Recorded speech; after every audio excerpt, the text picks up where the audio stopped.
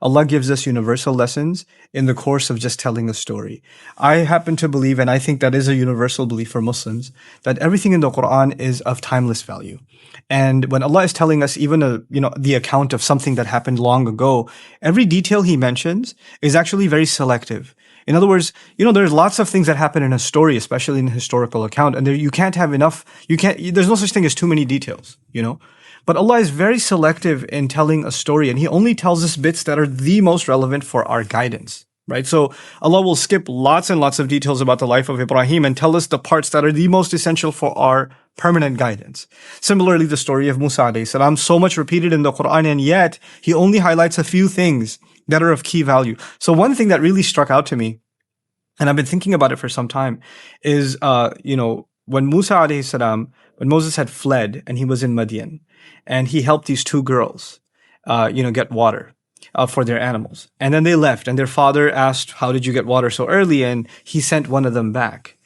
And Allah actually, of all these details, like you would imagine Allah would highlight details about like Judgment Day or the battle between the Pharaoh and Moses, or, like when he was able to come back and challenge, or how he escaped, like big details.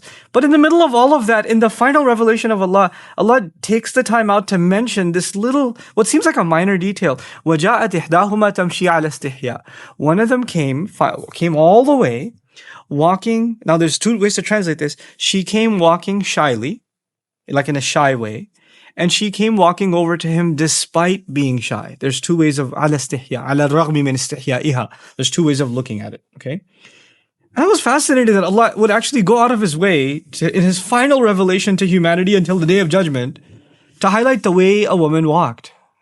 Like, what benefit could that have? Why is that important? And I realized that Allah Azza wa Jal, He highlights things in His book that are so pertinent to human guidance.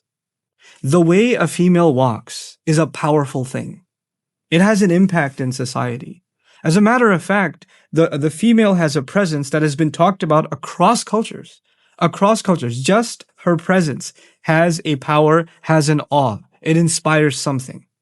At the very least, it catches the attention of the male, but there's more to it than that. There's actually a psychological, even a spiritual effect when there's the presence of a woman and when she's walking by. This is something societies were so aware of that in many cultures, the elite women of a society were actually kept hidden away. They were kept, like in Korean society, old Korean society, for example, they wouldn't go out until the nighttime, the elite women. That has nothing to do with Islam. It's just they were aware of the power of the presence of women. And so Allah Azza wa Jal describes, and He's highlighting to women and to men, the effect that the role of a woman in public can have. And yet at the same time, Islam is not saying keep women indoors because they have too much of an effect. They have too much of an impact. Guys know, the ones that are watching this video, they're sitting in an auditorium classroom and a girl walks into the class, right? She doesn't have to be the most beautiful thing you've ever seen, but so long as she's a female, you're going to be like, everybody in the room is going to, at least for a second, look and then, okay, yeah, it has an effect. A guy walks in, that's what happens. So now Allah is highlighting a couple of things. One of the most beautiful things that's being highlighted here is despite her shyness. In other words, she has to engage in society. She has to go out. And yes, there will be people that stare. And sometimes if you have a vulgar society, people comment and whistle and make passes at them, or worse. There are societies where even harassing women on the street has become common. Sometimes verbally and sometimes even physically, it's become common. But yet she has to engage in that society. So she has to find a way of engaging in it that she can protect herself and yet at the same time be a participant in society. The second thing that's really beautiful here is she walked shyly. In other words, she walked guarding her modesty. She realized that she has a presence, and she realized that this is something that has an impact on others. It's not just about her, it's actually about recognizing the presence that she carries. And so she walked in a way that is shy. She walked in a way that is not showing off or is not provocative as to get the attention. And she's walking over to a young man, as a matter of fact, in this case, ala istihya, a female must recognize the power that she has. And so even the way in which a woman walks is highlighted in such a subtle, beautiful way, And it's not like this girl was shy. It's not.